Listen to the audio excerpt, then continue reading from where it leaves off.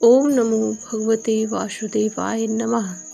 आप सभी को कामदा एकादशी व्रत की हार्दिक शुभकामनाएं।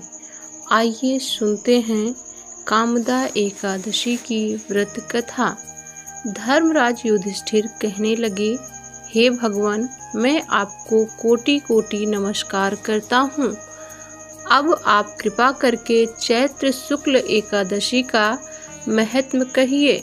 श्री कृष्ण कहने लगे कि हे धर्मराज, यही प्रश्न एक समय राजा दिलीप ने गुरु वशिष्ठ जी से किया था और जो समाधान उन्होंने किया वह सब मैं तुमसे कहता हूँ। प्राचीन काल में भोगीपुर नामक एक नगर था। वहाँ पर अनेक ऐश्वर्यों से युक्त पुंडरीक नाम का एक राजा राज्य करता था। भोगीपुर नगर में अनेक अप्सरा, किन्नर तथा गंधर्व वास करते थे। उनमें से एक जगह ललिता और ललित नाम के दो स्त्री पुरुष अत्यंत वैभवशाली घर में निवास करते थे। उन दोनों में अत्यंत स्नेह था, यहाँ तक कि अलग अलग हो जाने पर दोनों व्याकुल हो जाते थे।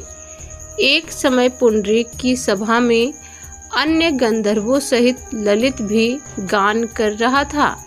गाते गाते उसको अपनी प्रिय ललिता का ध्यान आ गया और उसका स्वर भंग होने के कारण गाने का स्वरूप बिगड़ गया। ललित के मन के भाव जानकर कारकोट नामक नाग ने पद भंग होने का कारण राजा से कह दिया। तब पुंडरीक ने क्रोधपूर्वक कहा कि तू मेरे सामने गाता हुआ अपनी स्त्री का स्मरण कर रहा है, अतः तू कच्चा मांस और मनुष्यों को खाने वाला राक्षस बनकर अपने किए कर्म का फल भोग। पुंडरीक के श्राप से ललित उसी क्षण महाकाय विशाल राक्षस हो गया। उसका मुख अत्यंत भयंकर, नेत्र सूर्य चंद्रमा की तरह प्रदीप्त तथा मुख में अग्नि निकलने लगी। उसकी नाक पर्वत की कंदरा के समान विशाल हो गई और गर्दन पर्वत के समान लगने लगी। सिर के बाल पर्वतों पर खड़े वृक्षों के समान लगने लगे तथा भुजाएं अत्यंत लंबी हो गईं। कुल मिलाकर उसका शरीर 8 योजन के विस्तार में हो गया।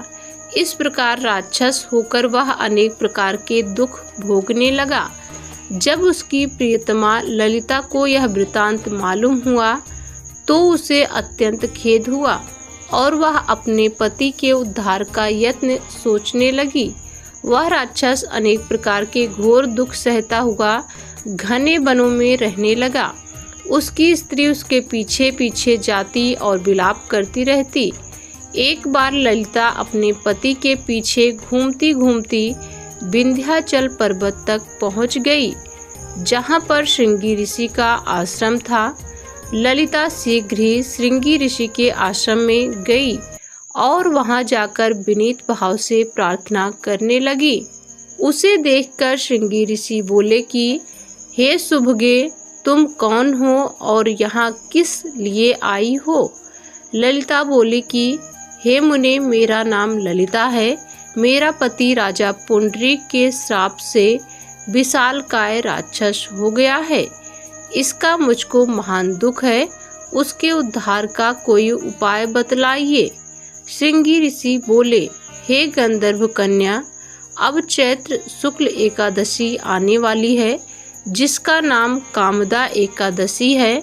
इसका व्रत करने से मनुष्य के सब कार्य सिद्ध होते हैं। यदि तू कामदा एकादशी का व्रत करके उसके पुण्य का फल अपने पति को दे दे तो वह शीघ्र ही राक्षस योनि से मुक्त हो जाएगा और राजा का श्राप भी अवश्यमेव शांत हो जाएगा। मुनि के ऐसे वचन सुनकर ललिता ने चैत्र शुक्ल एकादशी आने पर उसका व्रत किया और द्वादशी को ब्राह्मणों के सामने अपने व्रत का फल अपने पति को देती हुई भगवान से इस प्रकार प्रार्थना करने लगी, हे प्रभो, मैंने जो यह व्रत किया है इसका फल मेरे पतिदेव को प्राप्त हो जाए, जिससे वह राक्षस योनि से मुक्त हो जाएं। एकादशी का फल देते ही उसका पति राक्षस योनि से मुक्त होकर अपने पुराने स्वरूप को प्राप्त हुआ।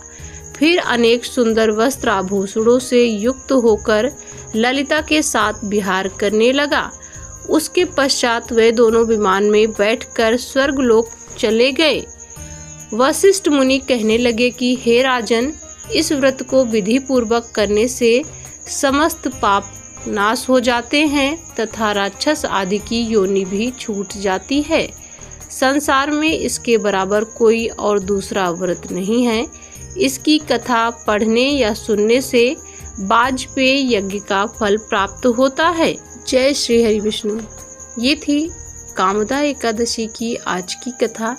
ऐसी नई नई कथाओं पूजा पाठ के लिए वीडियो को लाइक और चैनल को सब्सक्राइब जरूर करें। जय श्री राधे।